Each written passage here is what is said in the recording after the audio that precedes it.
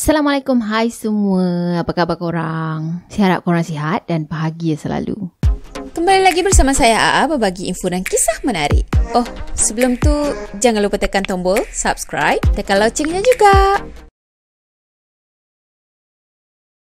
Okay, sebelum kita mula, untuk korang yang baru je jumpa channel ni, korang jangan lupa untuk tekan subscribe dulu dan tekan notificationnya supaya korang tak ketinggalan video-video saya yang baru. Untuk korang yang dah lama sokong channel ni, terima kasih banyak-banyak dan setialah menyokong ya. Okay, video seram kita pada kali ni dia bagi tajuk Kisah Seram ITM Segamat Johor. Katanya kenapa ditulis ITM dekat sini? Sebab pada masa tu ITM tu belum lagi bertukar kepada UITM. So boleh kata lama sangat lah kan. Jadi ITM Johor ni terletak dekat Segamat. Masa dia masuk ITM tu dalam tahun 1991.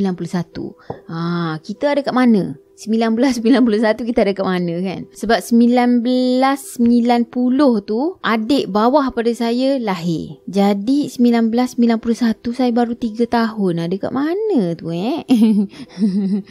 Ada kat Kelantan lagi time tu. Jadi katanya sangat wow lah environmentnya. Kawasannya luas, sejuk je, hijau je. Yelah time tu kan. Dia cakap best lah bagi orang macam dia ni. Dia sukakan kehijauan. Yelah nyaman je. Tak tahulah orang lain katanya. Tapi bagi yang pernah study kat sini, memang sedia maklum lah. Sebab kampus ni ada jirat Cina yang sangat luas. Katanya driver teksi, kalau nak masuk maghrib je, memang tak adanya dia orang nak hantar dekat kampus tu. Sebab yelah nak kena lalu jirat Cina tadi kan.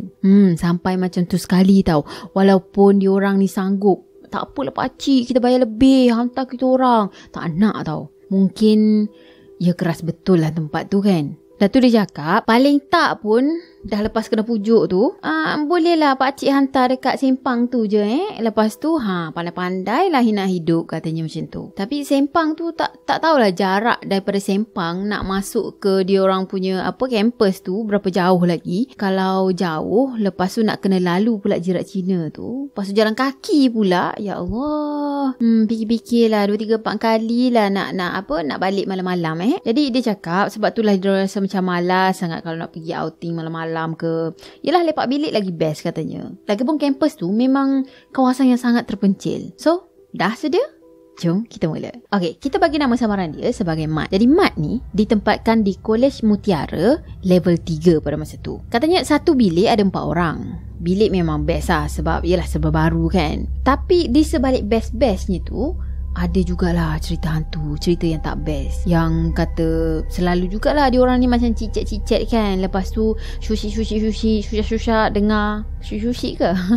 Lepas tu sosek duduk bercakap kat belakang kan. Adalah juga terdengar cerita-cerita yang tak best ni. Yang dia pernah dengar, pernah ada kes rogol dan juga bunuh terjadi dekat tapak kampus tu. Cuma dia tak tahulah kesahihannya tu betul ke tak, wallahualam. Katanya ada seorang arkitek perempuan ni dirogol oleh 2 orang pekerja binaan. Lepas tu dibunuh. Mayatnya pula dijumpai dalam keadaan yang sangat mengerikan dalam salah satu bilik kat salah sebuah kolej. Tapi tak pasti sama ada Kolej Mutiara, Baiduri ataupun kolej-kolej yang lain. Dan cerita tak habis itu tau.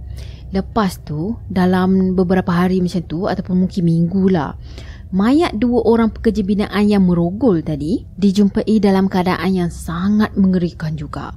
Dengan organ dalamannya tu hilang. Tak tahu pergi mana. Dah tu Mat ni dengar yang bilik-bilik tu semua dah kena seal dah kena pagar dah. Sebab gangguannya tu teruk sangat. Yelah mana-mana student yang duduk je bilik tu mesti kena ganggu tau. Dan bila diperhatikan memang betul ada bilik-bilik kat kolej ni yang kena seal ataupun kena dipagar lah. Tak bagi buka kan bilik tu. Dah tu kalau ditanya kenapa ditutup, kenapa dipagar macam tu kan, mesti diorang akan jawab, oh bilik ni bilik store, tempat letak-letak barang, simpan-simpan barang, sebab itulah ditutup macam tu. Cuma adalah dia dengar cerita kata salah satu bilik yang ditutup tu, bila orang lalu je situ, ramai sangat yang dengar suara seorang perempuan menyanyi lagu yang sangat sedih tau. Lepas tu siapa-siapa je kalau ronda kat situ kan petang-petang macam tu, diorang akan ternampak ada seorang perempuan ni berdiri dekat tepi tingkap dan tengah termenung. macam termenung kosong je, panjang je fikir, tak tahu fikir apa. Jadi kisah seram yang jadi pada diri dia sendiri, dia bagi tajuk kat sini, siapa yang teman aku pergi toilet. So nak dijadikan cerita, ada satu malam tu dia tengah study dengan roommate dia, dan tiba-tiba pula ala nak terkencing kan. Jadi dia pun tengok jam, dah pukul 11 malam dah. Tak apalah, kejap je kencing je kan. Sebenarnya kat sana memang tak ada siapa pun yang berani nak pergi toilet malam-malam tau. Seorang-seorang lagi memang tak ada. Dah tu dia pun bagi tahu kat member dia ni kan, weh jom toilet, aku nak kencing ni, macam tu kan. Dah tu member dia ni cakap, tak apa, kau pergi ya dulu, sekejap lagi aku follow, macam tu kan. Jadi Mat ni dengan confidentnya, yelah kan dah cakap dengan kawannya cakap dia akan datang sekejap lagi kan. So dia pun pergi dulu ke toilet tu. Toilet ni sebenarnya memang sebelah je dengan bilik dia. Dah tu dia pergi ke toilet, dia masuk dan tutup pintu toilet. Tutup je pintu toilet tu, dia terus dengar pintu toilet dekat sebelah dia ni pun tertutup juga tau. Siap kunci lagi. Masa tu dia tak fikir pelik, dia tak fikir pun apa benda ni, macam tu kan. Dia fikir member dia lah ni. Laju juga si A ni. Dia bagi nama si A tau. Laju juga si A ni. Tadi kata sekejap lagi follow, ni aku masuk dia terus masuk. Laju lah. Padahal dia tak perasan pun tau yang si A ni ada kat belakang dia tadi. Tak perasan langsung. Dah settle semua kencing, dia pun keluarlah daripada toilet tu kan. Bila keluar je daripada toilet, dia pun jenguklah toilet sebelah dia tu kan. Dia kan si A yang masuk tadi, tapi bila dia jenguk, tak ada pula si A ni keluar daripada toilet tu. Tengah duk menjenguk-jenguk tu, tiba-tiba je dia baru nampak si A ni baru terhegih-hegih masuk ke toilet tau. Katanya kawan dia ni memang jenis yang slow motion sikit. Ya kita mesti ada kan kawan-kawan yang macam gitu. Bila dia cakap jom pergi, kita dah nak pergi dah ni, tapi dia sekejap dah sekali kita kena tunggu dia. Faham tak?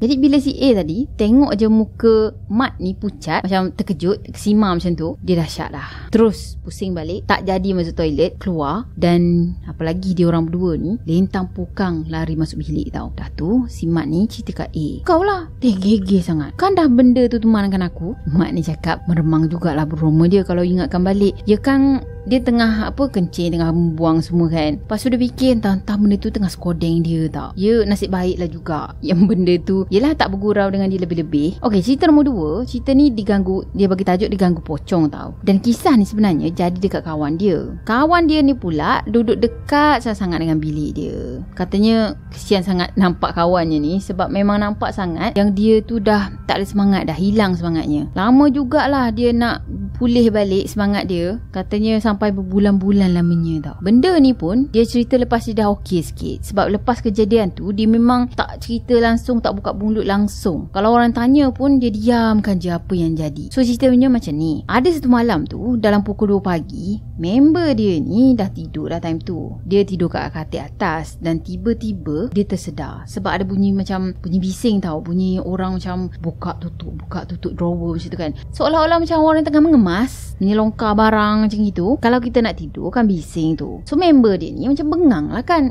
Aku nak tidur, kau kenapa nak mengemas kan malam-malam ni. Masa tu dia fikir itu adalah roommate dia tau. Kebetulan roommate dia ni memang suka sangat mengemas, tak kira masa katanya. So dia dengan bengang tadi, dengan ngantuk lagi, terus bangun. Kononnya macam nak sound lah, nak marah lah dengan roommate dia. Kau kenapa? Berhenti lah, aku nak tidur ni, macam tu kan. Celik je mata, dia terus kaku kat situ tau. Sebab apa? Sekarang ni dia nampak seketul pocicah, seketul pocong ada betul-betul dekat depan muka dia tau. Bayangkan muka pocong tu punyalah dekat dengan muka dia. Dia memang nampak jelas gila muka pocong tu. Dah nampak macam gitu tadi, of course lah dia histeria kan, lagi menggigil badannya semua. Dan masa tu juga semua orang macam terkejut lah kan. Dah tu tengok keadaan dia dah macam agak tak sedarkan diri. Jadi lepas dah lama dah kejadian ni berlaku, barulah dia cerita dekat si Mat ni. Kata dia nampak muka pocong tu hitam tau, tapi kan macam kebiru-biruan macam tu,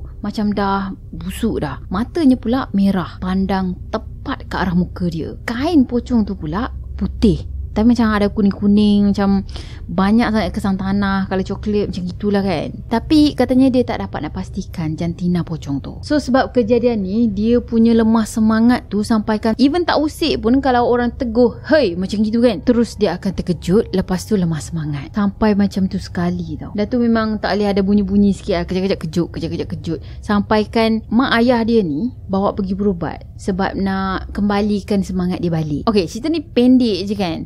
So sebab pendek sangat, jadi saya cari lagi kisah-kisah seram yang pernah berlaku dekat ITM Johor ataupun UITM Johor. Sebab dulu-dulunya nama dia ITM Johor kan, tapi dah ditukar kepada UITM Johor. So rupa-rupanya banyak jugalah kejadian-kejadian yang mengerikan yang pernah berlaku dekat situ tau. Okey, ini perkongsian daripada Wawa. Jadi Wawa ni cakap sebenarnya ITM Segamat tu kampus Jementah cuma beberapa kilometer je daripada rumah dia yang ada dekat kampung sana. Mungkin generasi muda UITM tak tahu. ITM Segamat ni bermula di rumah kedai Bukit Siput sebelum dipindahkan ke Segamat baru dan akhirnya ke kampus yang sekarang. Katanya ni adalah salah satu projek yang diusahakan oleh Timbalan Perdana Menteri masa tu, iaitu Tun Musa Hitam. Dan yang Wawa ni perasan, tapak kampus UITM sekarang ni dulunya tu adalah kawasan hutan belantara tau. Di dalam hutan belantara ni ada kerbau liar. Kerbau liar pun ada juga. Dan yang menariknya, kata orang, kerbau liar ni adalah peninggalan daripada orang-orang dulu tau. Orang zaman dulu, zaman awal Johor lagi, yang mana pada masa zaman Maharaja Abu Bakar. Allahualam lah betul ke tak. Tapi katanya kerbau liar ni lari ataupun ditinggalkan. Sebab itulah diorang sebab itulah kerbau-kerbau ni semua masuk ke dalam hutan dan hidup bebas. So jadilah kerbau liar. Jadi sekitar tahun 70-an, masyarakat setempat ada yang pergi mencari daging percuma secara berburu dekat dalam hutan sana. Pergi buru kerbau liar, dapatlah daging percuma. Cuma daging kerbau ni dia agak liat sikit kan. Jadi sebelum adanya UITM ni, kawasan situ dikenali sebagai Batu Tujuh. Satu-satunya tanda yang ada dekat situ adalah jambatan Sungai Jejah. Jadi untuk yang tak tahu, seberang Sungai Jejah ni bersempadan dengan Kampung Paguh. Dekat situ juga ada satu kampung orang dulu-dulu yang bernama Kampung Jawi. Dah tu terakhir kali si Wawa ni pergi ke sana pada tahun 80-an tau. Dia pergi sana pun untuk ambil buah kundang. Dan Kampung Jawi tu sendiri dah lama dah ditinggalkan. Yang adanya cuma kamp pembalak je. Banyak juga kan info yang kita dapat kan daripada dia. Okey, lepas tu katanya orang Segamat kalau cakap je pasal Batu Tujuh memang meremang bulu roma.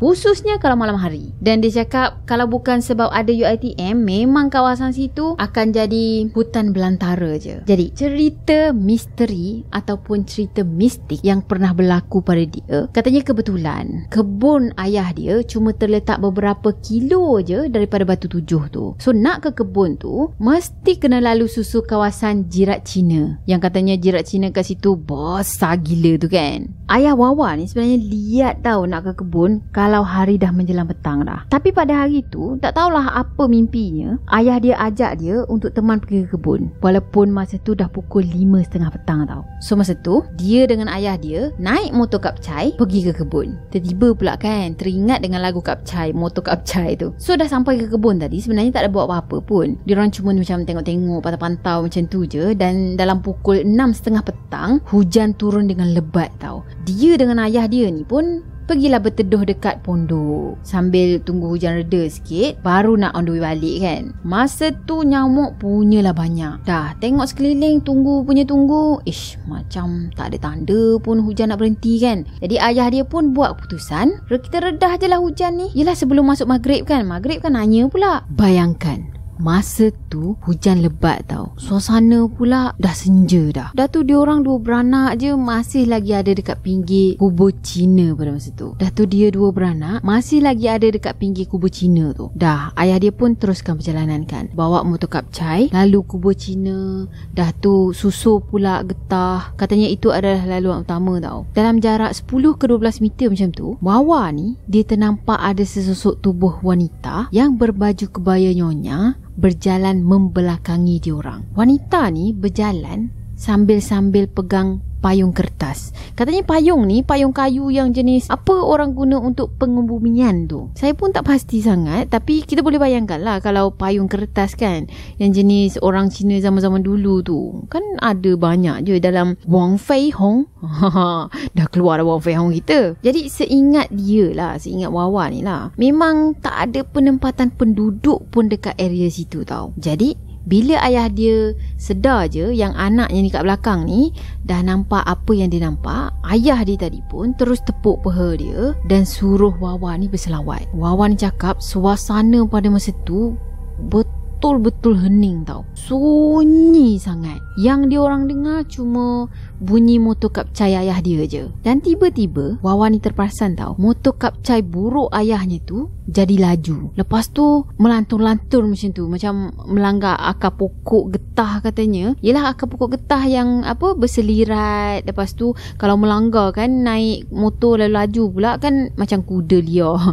Kuda liar yang berlari dengan pantas tu macam gitulah katanya. Berdegung kan, lompat situ. Dia yang kat belakang ni pun boleh tahan lah menghenjuk-henjuk tu. So nampak yang ayah dia masa tu bawa laju, gopoh-gapah, macam cepat-cepat nak lari daripada situ. Lama lepas peristiwa ni berlaku, barulah ayah dia bagi tahu dia. Rupa-rupanya masa lepas dia orang ni nampak wanita tadi kan, wanita yang berkebaya merah tu, berkebaya ke pakai consang apa tadi, pakai baju merah tu kan, wanita yang dia orang nampak tu tiba-tiba je duduk mencangkung tau. Dah tu wanita tu merangkak sambil-sambil menggiling-gilingkan kepala dia. Dan lama-kelamaan wanita ni perlahan-lahan terangkat ke udara. Macam ia terbang macam itu kan. Dan pakaiannya pun dah bertukar dah. Daripada tadi yang colour merah tu terus bertukar ke colour putih. Dah tu melayang sampai ke pucuk pokok getah. Boleh bayangkan kan dekat sini kan. Bapak saudara dia pun pernah kena juga tau dekat area situ jugalah. Katanya ada satu masa yang lain tu, bapak saudara dia kebetulan ada awek dekat pekan Jementah sana. So kerja siang malam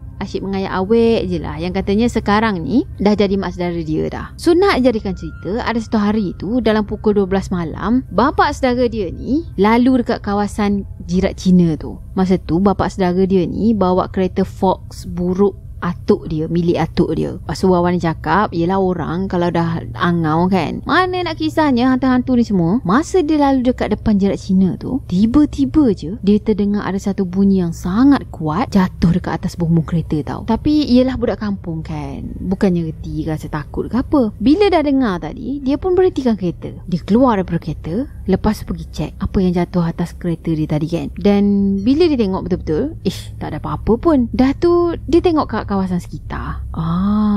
Barulah dia nampak rupa-rupanya itu kawasan Jirat Cina tau. Sebab ia daripada sama-sama cahaya bulan macam tu, dia boleh nampak ada Nissan Jirat Cina. Dah nampak batu Nissan tadi, barulah dia rasa takut. So masa tu cepat-cepat dia masuk dalam kereta. Lepas tu pecut laju untuk cepat-cepat sampai. Masa dekat dalam kereta tu pun, dia tengok dekat dalam cermin pandang belakang tu kan. Dia terpandang sebenarnya, terpandang dekat cermin pandang belakang tu. Masa tu dia nampak ada sesosok tubuh seorang perempuan tengah duduk dekat belakang dan tersenyum sambil memerhatikan dia. Masa tu tak payah cakap lah, dia punya takut, dia punya kecut tu. Tapi digagahkan juga semangatnya. Sampailah ke rumah. Sampai je dekat pekarangan rumah, bapak saudara dia terus tekan horn kuat-kuat tau. Tekan horn tak henti-henti, sampaikan semua penghuni rumah tu jaga. Masa tu atuk dia keluar. Lepas tu dia tengok bapak saudaranya ni dah lembik dah, tak bermaya dah dekat tempat duduk pemandu. So katanya arwah atuk dia sebagai orang tua cepat-cepat faham apa yang tengah berlaku sekarang ni. So dia terus capai bapak saudaranya ni dan mengebas dengan kain sambil baca-baca sesuatu. Pintu kereta pula dibiarkan terbuka sampai pagi sebab nenek dia sibuk meramu sesuatu untuk pulihkan balik semangat anak jantan dia. Katanya seminggu jugalah bapak saudara dia ni demam tak kebah-kebah. Dan yang dia perasan lepas daripada kejadian tu, bapak saudara dia ni dah pilih hari dah. Bukan pilih hari lah, tapi pilih kalau nak berdating je mesti waktu siang. Bila dia tanya bapak saudara dia ni apa sebenarnya berlaku kan, so bapak saudara dia cakap malam tu sebenarnya bapak saudara dia ni sedang bawa kereta.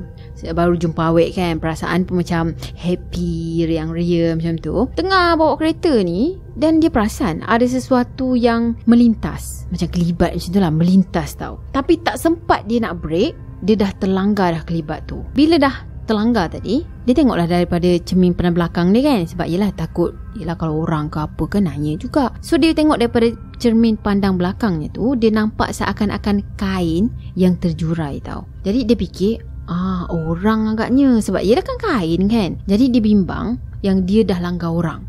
So dia berhentikan kereta, pergi periksa apa yang dia dah langgar kan. Tapi tak ada apa-apa pula yang dia jumpa. Macam kosong, tak ada apa pun sebenarnya. So lepas terlanggar tu lah baru dia terkena. Dan Wawan cakap yang pasti lepas kejadian tu, kereta buruk atuknya ni berminggu-minggu jugalah bau hancing. Sebab bapa saudara dia tu terkencing dekat dalam kereta masa kena sergah dengan hantu. Okey, kisah yang ketiga ni daripada Na. Dia bagi nama samaran dia sebagai Na, dan dia nak ceritakan pengalaman dia masa study dekat UiTM Johor. Katanya dia batch tahun 2005 hingga 2008. Katanya dia bersyukur jugalah masa dia study dekat situ tak adalah dia kena ganggu teruk sangat, tapi adalah sedikit pengalaman.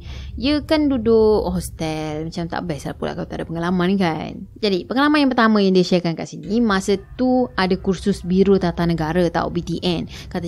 Katanya masa tu semua pelajar wajib untuk ambil kursus ni. Kalau tak silap saya memang tahun 2008, 2010 macam itu memang wajib ambil kursus BTN ni tahu. Sebab saya sendiri pun ambil juga. Dah tu kursus ni diadakan masa cuti semester. Jadi masa kursus diorang ni diberi penginapan bilik dekat kolej sektor lama tahu. Katanya kolej-kolej dekat UiTM Johor ni terbahagi pada 2 sektor. Kolej yang Na ni tinggal sekarang ni ada dekat sektor baru, dan kolej-kolej kat sektor lama ni boleh dikatakan seram jugalah. Macam angker katanya. Terutama sekali kolej yang diorang dapat pada masa tu. So ceritanya bermula masa malam pertama tau. Malam pertama pun dah kena dah. Jadi bilik yang diorang dapat ni ada 2 katil double decker. Tapi masa tu diorang berlima sebab salah seorang kawan dia ni sampai lambat sikit. So macam dia menyelit jelas sekali kat bilik diorang. Sepatutnya diorang berempat je dalam satu bilik. Jadi masa tu Nani tidur dekat katil bawah. Geng-geng katil atas pula semuanya tarik tilam tidur dekat bawah juga. So macam diorang berkumpul semua dekat bawah macam tu kan. Dah tu malam pertama tu dalam pukul 2 ke 3 pagi macam tu, Na tadi terjaga tau. Sebab masa tu dia terdengar ada bunyi orang menyangkul. Kan tak kena tu dekat kolej, tapi ada orang menyangkul. Jadi masa dia terdengar tu macam dia dalam keadaan mamai lagi. So dia sambung je tidur balik. Tapi lepas tu bila fikir-fikir balik pukul 3 pagi, siapa je yang nak menyangkul kan? Dah tu area asrama kot. Masa dah terfikir macam terdetik je dalam kepala dia macam itu, dia nak sambung tidur tau. Tapi confirm lah dah tak boleh nak tidur dah. Sebab dah clear kan, kita dah fikir dah, siapa yang menyangkul gitu kan. Jadi dia tak boleh nak tidur balik. Tiba-tiba salah seorang kawan dia yang daripada katil sebelah ni melompat naik katil dia tau. Melompat naik ke atas tilam dia lah. Dan kawan dia ni tanya dia. Kawan dia sebenarnya tak adalah penakut sangat pun, tapi dia kan dah dengar macam gitu, seram lah juga. So kawan dia ni tanya dia, "Weh, kau dengar tak tu? Masa tu diorang dengar bunyi ketukan daripada dalam almari pula. Masa ni mata Sina ni dah terbeliak dah macam, yelah, alamak apa pula ni kan, macam tu kan." So jantung dia pun tak payah cakap lah, dudak laju. Dah tu Nan cakap dengan member dia, "Dah lah, tidur je lah, jangan tegur-tegur lagi," macam tu. Dan member dia ni pula suruh Nan ni peluk dia, baru dia boleh tidur balik. Sebenarnya member dia ni tak adalah takut sangat, tapi sebab dia dah biasa sangat kena tindih, so macam trauma lah sikit. Okey, malam kedua pula, ingatkan tak adalah perkara-perkara mistik lagi kan, tapi sebenarnya lebih kurang sama juga. Agaknya memang benda tu, makhluk tu memang nak bagi tahu tak yang dia ada dekat situ. So malam kedua ni Na tadi terjaga lagi. Tengok jam dalam 2 ke 3 pagi, macam lebih kurang je lah dengan malam semalam kan. Dan kali ni Na dengar makhluk tu menyanyi pula. Malam ni semua orang dalam bilik tu dapat dengar makhluk tu tengah menyanyi tau. Dah habis menyanyi tadi, dia sambung main ketuk-ketuk pula. Ketuk-ketuk dalam almari tu lah. Last sekali, dia orang berlima ni tidur berhimpit-himpit tau. Tidur dekat atas lantai, peluk masing-masing. Yelah nak lari keluar, takut pula. Takut jumpa face to face kan. Lagipun budak-budak kolej lama ni semuanya dah bagi warning dah. Jangan keluar bilik lepas dah pukul 10 malam. Kalau tak nak terjumpa dengan dia. Sebab itu macam kawasan dia beronda lah. Lepas 10 malam je, itu kawasan rondaan dia. Okey, kisah yang kedua yang Nani sharekan adalah kejadian misteri yang pernah berlaku dekat kolej kediaman dia. Macam yang dia cakap tadi, kolej dia ni terletak dekat sektor baru. Walaupun sektor baru, tapi tak adalah seseram sektor lama. Cuma taklah bermakna tak ada langsung katanya. Gangguan tu tetap ada juga. So masa dia duduk dekat kolej dekat sektor baru tu, dia duduk dekat kolej Intan tau. Cuma kebanyakan daripada kawan-kawan rapat dia duduk dekat Kolej Zamrud. Dan Kolej Zamrud dengan Intan ni bertentangan je. Biasanya Sinar ni akan selalu sangat pergi lepak dekat kolej kawan dia, dekat bilik-bilik kawan dia lah. Katanya tak kira lah siang ke malam ke, dia memang selalu pergi lepak dekat Kolej Zamrud tu. Jadi sebelah kolej dia ni ada satu tangki air tau. Biasanya kalau ada tangki air tu macam-macam lah cerita kan. Ada orang lemas lah, nampak Kak Ponti melayang lah, macam-macam cerita yang dia pernah dengar. Cuma selama dia ada kat situ, dia tak pernah pula nampak apa-apa dekat tangki air tu tau. Tapi ada satu hari, macam biasalah, dia nak gerak balik ke bilik dia dan dia pergi lepak dekat bilik member dia dekat Zamrud sana kan. So macam biasa, dalam pukul 10 ke 11 malam macam tu, dia nak gerak balik ke bilik dia dah. So dia pun jalan lah daripada Kolej Zamrud ni menghala ke Intan, ke Kolej Intan, tak jauh pun. Sebab dia dapat bilik yang 2 orang satu bilik katanya, dan bilik tu ada dekat bahagian depan kolej. Dah tu dia cakap keluar je daripada Kolej Zamrud, dia dah nampak dah tingkap bilik dia. So macam yelah dekat lah kan, boleh bayangkan lah dekatnya tu. Jadi masa dia tengah jalan-jalan tu, masa ni tak takut lah, tapi jalan tu pandang bawah je, macam tu dia cakap. So macam tak takut tapi tak nak nampak apa-apa kan. Masa dia tengah jalan tu, tiba-tiba je dia dengar ada orang bersiul tau. Macam sweet macam tu kan. Biasanya kalau orang 90-an ni suka sangat kalau kita lalu je sweet macam tu kan. Itulah yang dia dengar. Tapi pelik tau, sebab bunyi siulnya ni daripada arah tangki air. Masa dia fikir, siapa pula dekat tangki air ni kan malam-malam macam ni kan. Mungkin pagat agaknya, meronda lah tu. Tapi yelah saja nak dajal ke apa kan, buatlah bunyi kan. Tapi bila dengar betul-betul, bunyinya tu macam daripada atas tau. Masa tu ni macam nak tengok, nak pandang lah ke arah atas tu. Lepas tu dia fikir, nak ke tak nak ni, tengok nak ke tak nak lepak mama. nak ke tak nak kan, tengok atas. Dalam duk fikir tu, sambil-sambil dia macam agak-agak berlari anak lah masa tu. So dia pun terus masuk ke dalam bilik dia. Tak jadi nak tengok ke arah atas ke, nak tengok situ ke, nak tengok sini. Sampai je bilik, dia tengok roommate dia tak tidur lagi. Jadi dia pun ceritalah dengan roommate dia ni apa yang dia dengar tadi tu kan. Dah tu roommate dia cakap, itulah tinggal lagi kita seorang-seorang. Dia nak cari kawan lah tu. Sebenarnya ni dia pernah jadi JPK college tau, untuk satu penggal katanya. Dan ada sekali tu, college dia ni ada anjurkan event dekat Dewan Besar UiTM. So kejadian ni jadi masa dia nak set up sebelum event tu, pada malam tu kan. Dah settle set up semua, dah semua kerja dah settle. Tim JPK ni pun nak gerak balik lah kan ke bilik masing-masing. So masa tu dah agak lewat jugalah. Jadi tengah jalan-jalan tu, sambil-sambil borak macam tu, ada terdengar bunyi sweet lagi tau. Kali ni dari arah pokok-pokok dekat tepi jalan pula. Cuma dia tak pastilah sama ada dia seorang je ke yang dengar ataupun diorang semua dengar bunyi sweet tu. Sebab dia perasan kawan-kawan dia ni mula jalan lalu laju sampai ke bilik. Cuma dia tak tanyalah kalau semua orang dengar apa yang dia dengar tu kan. Okey, kisah yang ketiga yang dia sharekan, yang Nani sharekan, ada satu hari tu dia ada kelas malam tau dekat blok akademik, dan masa tu jam menunjukkan pukul 9 malam lebih kurang lah. Jadi lepas habis kelas, dia dengan kawan-kawan dia ni berjalan lah sambil borak-borak, biasalah kan. Tapi masing-masing pun macam berjaga-jaga lah juga, sebab area blok akademik tu pun macam-macam juga cerita misterinya. Yelah, dah banyak dah cerita yang diorang dengar kan. So diorang berenam masa tu, jalannya bertiga-tiga. Jadi diorang lalu dekat bawah blok yang katanya nak menghala balik ke kolej tau. Dan tiba-tiba je kawan dia ni namanya Zita, dia berhenti mengejut. Dah tu dia tunjuk-tunjuk dekat dinding blok tu. Masa tu diorang ni fikir, masih si Zita nampak benda kan. So semua orang pun menjerit, lepas tu lari lintang pukang. Dah tu ada lah yang cakap ada barang dia ni tercicir, barang tu tercicir. Yelah, dah lari lintang pukang kan. Jadi banyak jugalah barang-barang diorang ni tercicir dekat area tempat yang Zita nampak benda tu. Jadi masa tu semua tolak dah. Siapa nak temankan dia ni, ambil barang dia tu. Dan last diorang semua pergi balik dekat tempat kejadian tu, tempat yang Zita nampak penampakan tadi kan. So bila dah pergi ramai-ramai ni, konon-kononnya macam tak ada dah takut sangat kan. Bila dah patah balik tu, diorang konon-konon macam beranikan diri lah nak tengok benda apa yang Zita nampak tu kan. Sebab yelah, dia mati-mati kata tak ada kena-mengena dengan geng akak tu. Akak yang dimaksudkan kat sini yang boleh terbang tu. Faham sendirilah. Tapi si Zita ni tak ada cakap pula apa yang dia nampak tau. Dah tu, bila dah sampai dekat situ, diorang sendiri tengok apa benda yang Zita ni nampak kan. Lepas dah tengok tu, rupa-rupanya lipas. Dah tu diorang macam sang lah Zita ni.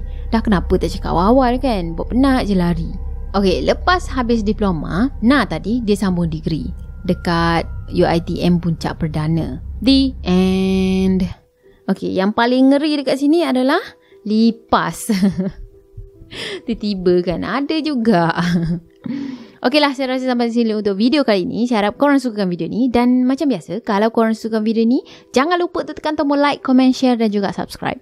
Jumpa lagi di next video. Bye-bye. Assalamualaikum warahmatullahi wabarakatuh. Bye.